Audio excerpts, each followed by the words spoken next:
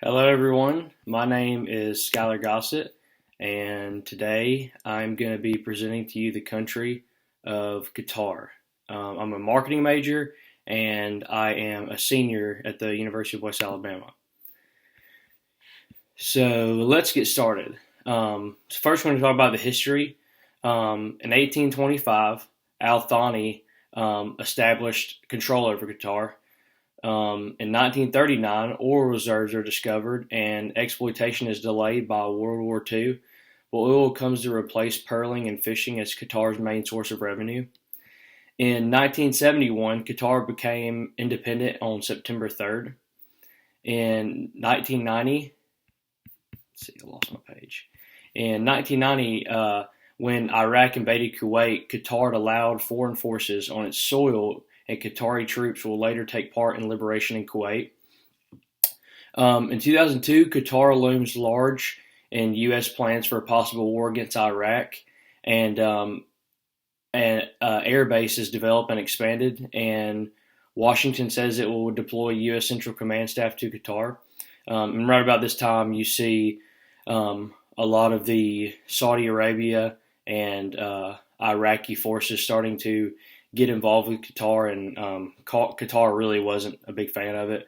And then in November of 2005, Qatar and the U.S. launched a $14 billion joint project to build the world's largest liquefied natural gas plant. Most of the gas would be exported to the U.S.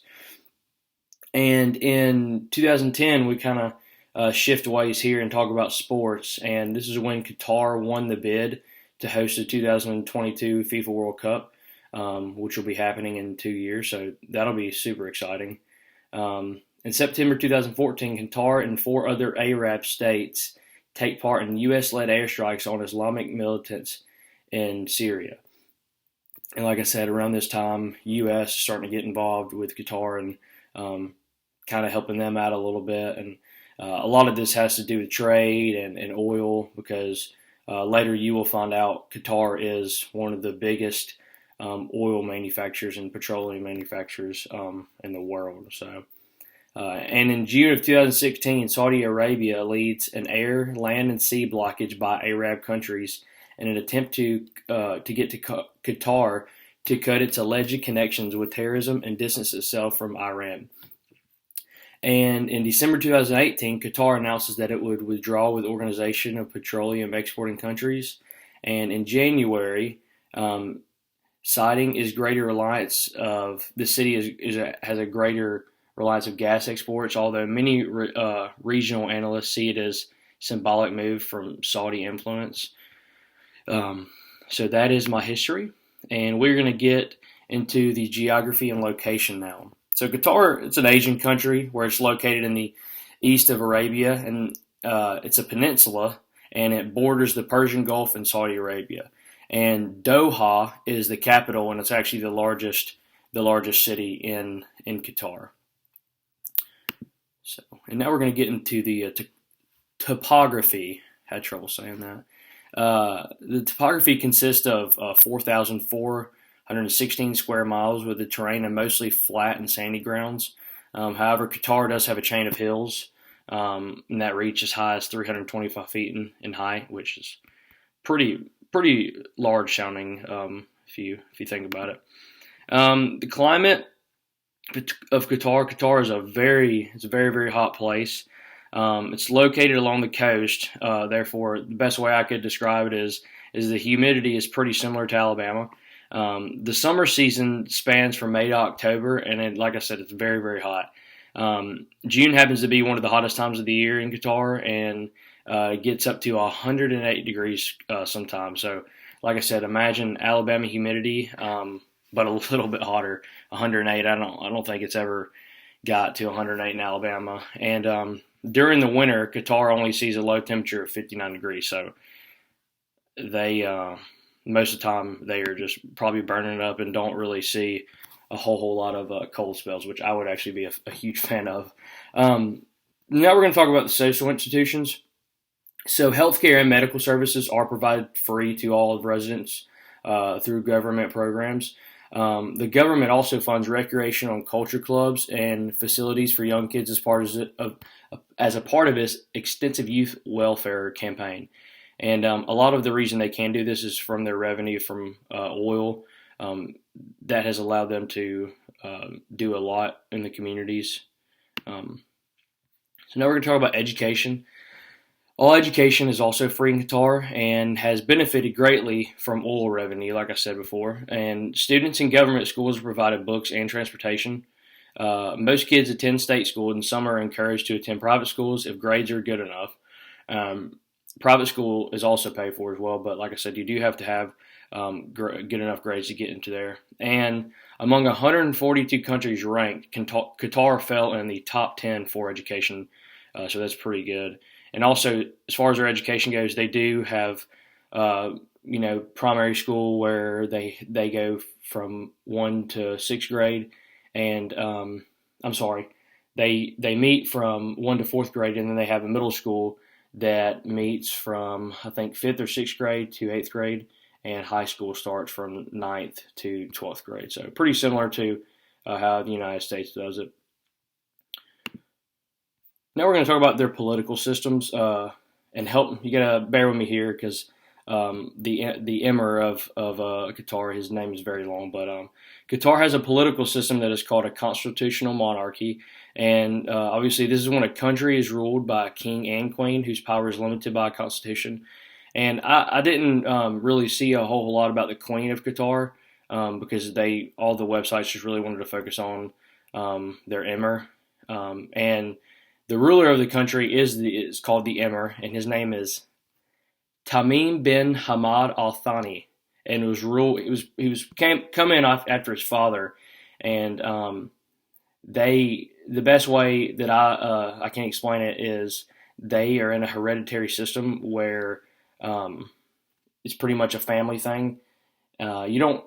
I guess you do have to be voted in, but it's kind of like the dad's in, and then the son's in, and then his son's in, and so the very first emir of Qatar was this guy's great grandfather, if I'm not mistaken. So now we're going to talk about the race and ethnicity of Qatar. Qatar consists of 40% Arab, 18% Pakistani, 18% Indian, and 10% Iranian, and 14% are other. So now let's talk about religion in Qatar. I found this super interesting because it says that Islam is the state religion of Qatar, and but Muslim consists of 67.7% of Qatar, while 13% of the country are both Christian and Hindu, and the remaining of Qatar people claim other religions or are unaffiliated. So now we're going to talk about the economy of Qatar, and it's pretty extensive, dealing with their change in economy and just how gas has taken a huge part in that. So the economy of Qatar has been petroleum driven since the early mid to 1900s, and before the Qatari economy was centered around fishing, pearling, and some trade. This drastic growth was a result of fluctuation in oil prices, like I just said. And the food sector only accounts for a tiny bit of the country's GDP. And dry land and scarcity of water for irrigation limits agricultural success in Qatar, which was pretty surprising to me considered how high the humidity is. And for this season, most of Qatar's food is imported. The minor progress Qatar has made toward modernizing agriculture was possible because of the use of treated sewage, effluent, and desalinated water for irrigation. This helped to expand the production of fruit such as dates and melons, and vegetables such as tomatoes, squash, and eggplant. And Qatar now exports to other Persian Gulf countries, and production of meat, cereal, grains, and milk also began to increase by the end of the 20th century. The total population of Qatar is 2.8 million. And the total GDP, the GDP of Qatar has been steadily growing since 2016, But the years 2019 and 2020 are similar in GDP, and as everyone would know, 2020 is pretty uncertain because of COVID-19. The GDP has seen a 50 billion increase since 2016. Inflation during the last 2 decades, Qatar has inflation rates and has undergone drastic changes. And I do have a chart on my PowerPoint. As you can tell, from 2000 to 2008, it hit a pretty big rise and then hit a really big drop in 2009 and has been kind of going up and down a little bit ever since from 2012 on. So now we're going to talk about minerals and natural resources, and like y'all have heard me say, their petroleum and their gas is the main resource. And Qatar's economy is sorted by natural resource, petroleum, and the country is also plentiful with natural gas, and there is a difference. Primary industries: Qatar's heaviest industry by far is their oil product, which is also their largest export. A lot of talk about their oil product on these websites. This country is well known for this. I mean, they are in the Middle East and right next to Saudi Arabia and Iran. So, outsourcing and insourcing. Qatar has a lot of outsourcing jobs in technology, such as web app and software development and design. And on the other hand, Qatar insources for a lot of their oil production and agriculture. Technological advancements. Qatar has been a major player in the race to 5G internet service. And Qatar is working on producing a smartphone that supports 5G networks, and the ability to have 5G is predicted to be released third quarter of 2020. A goal for Qatar is to place 100 network stations in the next 3 months. Major exports and imports.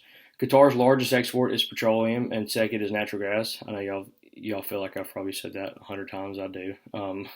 But food is a major import because of, like we talked about, the infertile soil and underdeveloped agricultural industry in Qatar. Transportation in Qatar. The bus network runs throughout the country and is also owned by the government.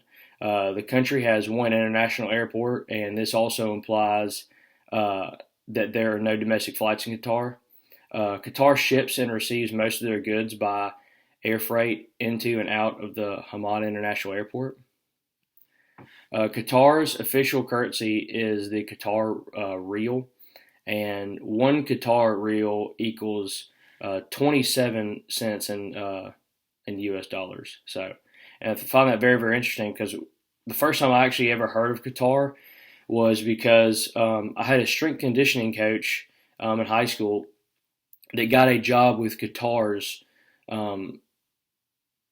U.S. national basketball team. He was their strength conditioning coach and moved over there, and he pretty much explained to me that if someone with a average income of in the United States moves over there, they're pretty much considered to be pretty wealthy if they were to move over there. Trade restrictions and agreements. Qatar became a member of the WTO in 1996. That was the year I was born.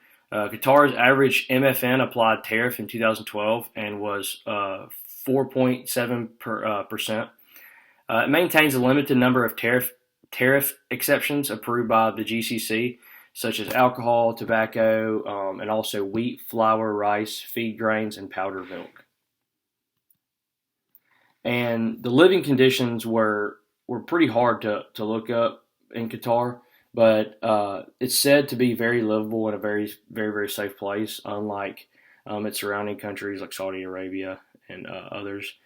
Some people know it as the Middle East for beginners. So if you're trying to live in the Middle East for the rest of your life and you've never been there, they say Qatar is the best place to go first. All right, so the diet and nutrition. This was my favorite part because Qatar they eat pretty well. And I did two of their popular dishes. One is a main dish and another is dessert. And one of their main popular dishes is called makbuz. Probably not saying that right, but it's basically rice cooked with delicious spices and any kind of meat: chicken, lamb, shrimp, or camel or fish. I didn't even know you could eat camel. And then the next one is a dessert, and it's called the liqoumat, and it's a popular dessert in Qatar. And this dish is a mixture of butter, milk, flour, sugar, saffron, cardamom. These ingredients are used to create little dumplings, which are then deep fried and dipped into sugar syrup or honey to increase sweet factor. They're soft on the inside and crunchy on the outside. They kind of look like donut holes, and you'll see it in the PowerPoint. But they look super good, as well as the rice dish with the chicken. Housing in Qatar, you will not see very many larger houses, large residents in Qatar. The majority of people do live in villas and apartments. And the official language of Qatar is Arabic, and the Qatar Arabic is the country's local dialect as well. And that is my project, and you can't see them, but here's my references.